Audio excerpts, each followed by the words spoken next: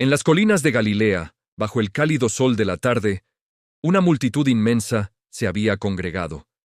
Eran miles, hombres, mujeres y niños, atraídos por la presencia de un hombre extraordinario. Venían de aldeas lejanas, dejando atrás sus quehaceres diarios, con el corazón lleno de esperanza y los oídos atentos.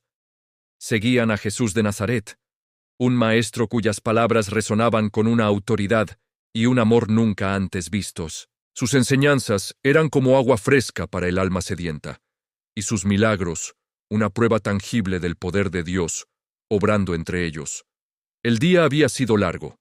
Jesús, conmovido por su fe y su necesidad, les había hablado del reino de los cielos, sanando a los enfermos y consolando a los afligidos. Pero ahora, el sol comenzaba a descender hacia el horizonte, pintando el cielo de tonos naranjas y púrpuras. El estómago de la multitud empezaba a rugir. Sus provisiones se habían agotado, y se encontraban en un lugar desierto, lejos de cualquier mercado o panadería. El cansancio y el hambre comenzaban a hacerse sentir. Viendo la situación, los discípulos se acercaron a Jesús, preocupados. Le dijeron: «Maestro, este es un lugar apartado, y ya se hace tarde. Despide a la gente para que puedan ir a las aldeas cercanas y comprar algo de comer». Era una solución lógica, práctica, la única que parecía posible en esas circunstancias. Pero Jesús los miró y les respondió con una frase que los dejó perplejos. «No tienen por qué irse. Denles ustedes de comer». Los discípulos se miraron unos a otros, confundidos. ¿Ellos? ¿Cómo podrían alimentar a una multitud tan vasta? Felipe, uno de ellos, calculó rápidamente. 200 denarios de pan no bastarían para que cada uno recibiera siquiera un pedazo. La tarea era monumental, imposible. No tenían los recursos ni la capacidad para resolver un problema de esa magnitud. Su lógica humana chocaba de frente con la petición de su maestro. Jesús, con una calma que trascendía la situación, simplemente les preguntó: «¿Cuántos panes tienen? Vayan a ver». Andrés, el hermano de Simón Pedro, se abrió paso entre la gente y regresó con un niño pequeño. Con una mezcla de vergüenza y esperanza, le dijo a Jesús: «Aquí hay un muchacho que tiene 5 panes de cebada y 2 peces». Y luego, casi como un susurro, añadió lo que todos pensaban: «Pero, ¿qué es esto para tanta gente? 5 panes de cebada, el alimento de los pobres. 2 peces pequeños, probablemente salados y secos». Era la humilde merienda de un niño, una ofrenda insignificante ante una necesidad tan abrumadora. Para la mente racional era ridículo. Para los discípulos era la confirmación de su incapacidad, pero para Jesús era suficiente.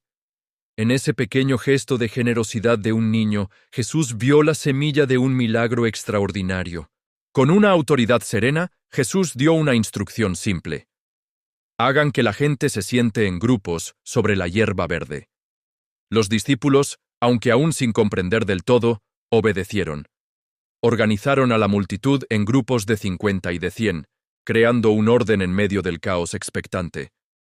El murmullo de miles de personas se convirtió en un silencio expectante, mientras todos los ojos se fijaban en Jesús. Entonces ocurrió el momento que cambiaría la historia. Jesús tomó en sus manos los 5 panes y los 2 peces. No había fanfarria, ni un despliegue espectacular de poder.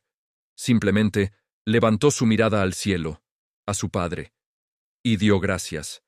En ese acto de gratitud, reconoció que todo proviene de Dios, que incluso lo poco, cuando se pone en sus manos, tiene un potencial infinito. Bendijo el alimento, un gesto sagrado que lo apartaba para un propósito divino. Luego, comenzó a partir los panes y a dárselos a sus discípulos para que ellos los distribuyeran. Y aquí es donde el milagro se despliega en toda su gloria silenciosa. A medida que los discípulos tomaban el pan de las manos de Jesús, éste no se acababa. Iban de grupo en grupo, repartiendo, y el pan seguía fluyendo. Pasaban los canastos, y estos nunca se vaciaban. Lo mismo sucedió con los peces. El alimento se multiplicaba, pasando de las manos del Creador a las manos de sus siervos, y de ellos a las manos de un pueblo hambriento. Imaginen la escena, el asombro en los rostros de la gente, el niño que había entregado su almuerzo, viendo cómo su pequeña ofrenda alimentaba a miles. Los discípulos que momentos antes se sentían impotentes, ahora eran los canales de una provisión divina sin límites. No era magia, era un milagro de creación, un acto que demostraba que aquel que los alimentaba era el mismo que había creado el universo de la nada. Todos comieron. No solo un pedacito para calmar el hambre, sino que comieron hasta quedar completamente satisfechos. La generosidad de Dios no es escasa ni medida. Es abundante, desbordante. Cuando la necesidad era de 5,000 hombres, sin contar mujeres y niños, la provisión no fue para 5,000. Fue más allá de lo imaginable. Y cuando todos estuvieron satisfechos, Jesús dio otra instrucción que revela la profundidad de su carácter.